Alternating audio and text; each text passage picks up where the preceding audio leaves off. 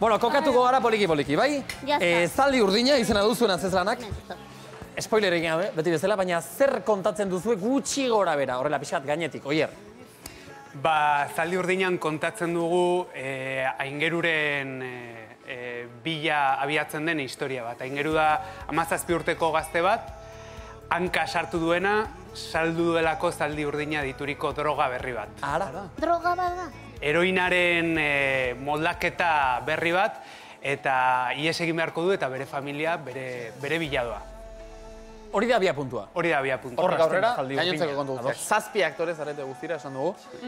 Bakoitzak, ze pertsonaia egiten du? Hemen zaudetenetatik, behintzat, edo?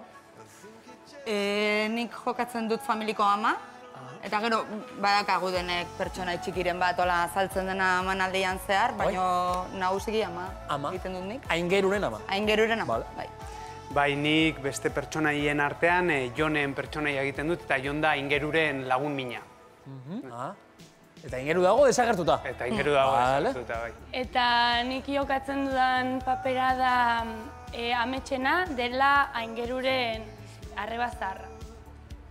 Bere alaba? Bai. Hori da. Ere, neurri batean. Zaitza bada, Oso, no? Azterkian dena posible da. Fikzioa, hor mugarik ez dago. Ikuslegoa konbentzio horretan sartzea. Hori da. Hitza sartu den. Konbentzioia sartu dugu, orain sartuko dugu Zaldi urdinaren aurrerapen bideo txiki bat.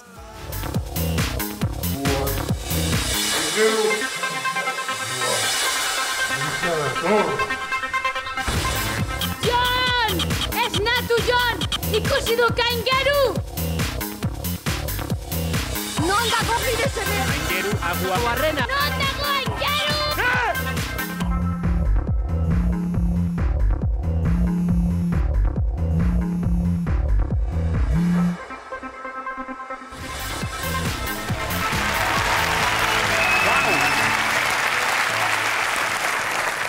Ikusteko gogoa ematen du.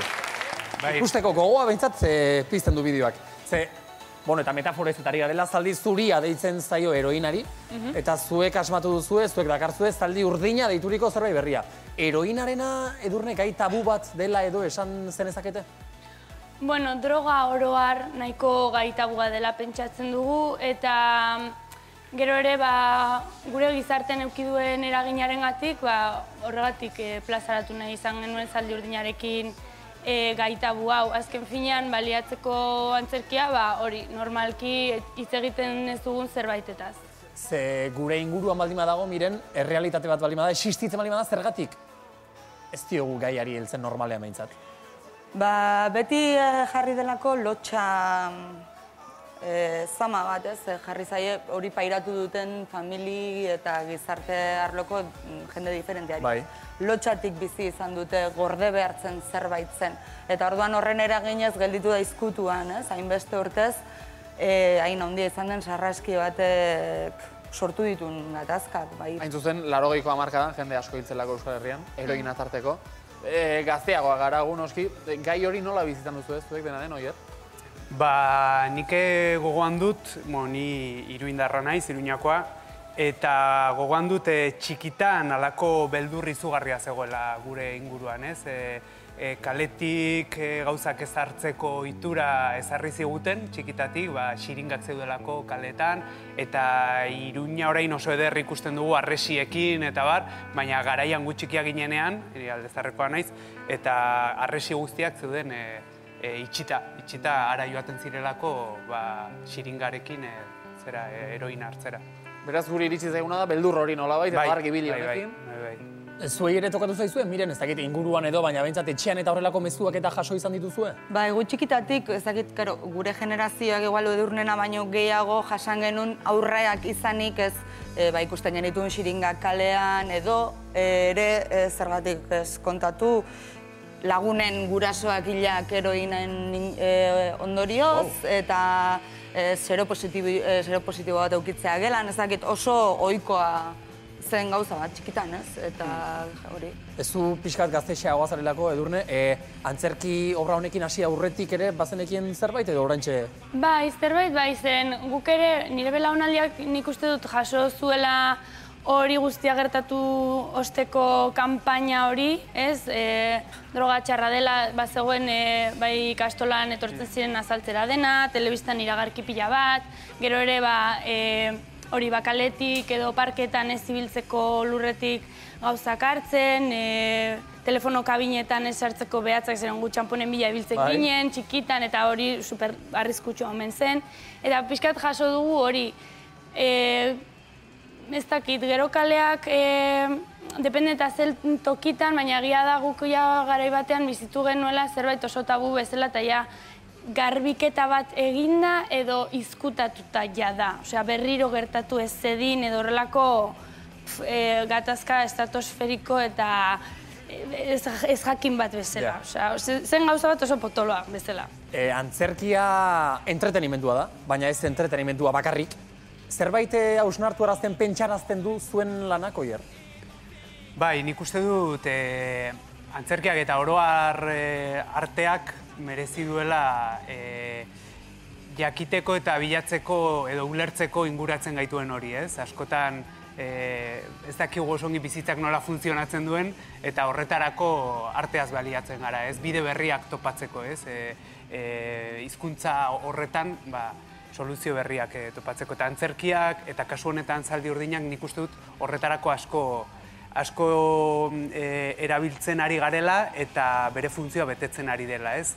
Emanaldi asko egin ditugu lehen aipatu bezala eta jendez gainezka gainera gehienak eta ez dago emanaldi bakar bat ere non ez datorren publikoko norbait kontatzera bizi izandakoa nola atera duen bere mina, ez? Izkutatutako garai horretako tragedia txiki horiek, batean kolektibizatzen ditugu antzezlan honen bidez eta bilakatzen dira, egiten dugu lako errito bat, ez, nolabait, ateratzeko izkutatze horretatik, ez? Eta hori gutxi balitz ikastetxeekin elkarlanean, txosten batzuk ere atondo dituzu ez da, gaiari buruz, gehiago ikasteko edurne? Bai, beraiek lantzen dute txostena irakaslekin eta pixka bat eukitzeko antzezlanaren berri eta gaitegi guztiaren berri, eta gero etortzen dira gure gana antzezlana ikustera. Eta niri pertsonalki asko gustatzen zaizkidan emanaldi batzuk dira, zeren gazteak agian igual ez daukate hainbesterainoko ohiturarik juteko antzerkira eta igual ez dira hain zibilizatuak. Orduan, erreakzioak dira super benetazkoak, gurekin daude momentu oro, badakigu zertan dauden. Oso landua dagoela goia aurretiaz, ez da? Ez dakit, konektatzen dute gurekin pila bat eta beti sentitzen ditugu bertan daudela eta badakizu ze iritz daukaten, ze baitz egiten duten nor zen hori eta ze gertatu da eta nora joan da eta ez dakit, agian helduak batzuk badira pixka bat ez dute zaratarik egin nahi edo antzokia bada leku sakratu bat bezala, baina nerabeak datoz eta ematen digute gunero astindu bat eta plazer bat da egitea emanaldia beraiekin. Ikuslego bizia, ez da? Bai. Beraz, Zaldi Urdina miren gazteentzako antzerki bada? Ez. Zertako ere, baina mundu guztiantzat, ez aurrentzat igualez. Aurrentzat igualez. Baina gazteetan hasi zaitezke ikusten, eta helduentzat ere, nik uste hartzen ditula hainbat belaunaldien istorioak, ez? Eta baien testigantza, hainbat belaunaldien testigantzak hartzen ditu lanak, ez? Amonanak, gurasoanak, gazteenak, ez? Eta orduan da zerbait oso magikoa zentzu horretan. Denek dakatelako nori lotu, ez? Eta nori jarraitu. Urriaren 11an, estrainatu zenuten, Luuson, zenbatu ditugu 30 saio inguru edo ja eginak direnak. Bai, gehiago. Ez da potoloa dira hauek, Potoloak antzerkiaz ari garen ezkero. Bai.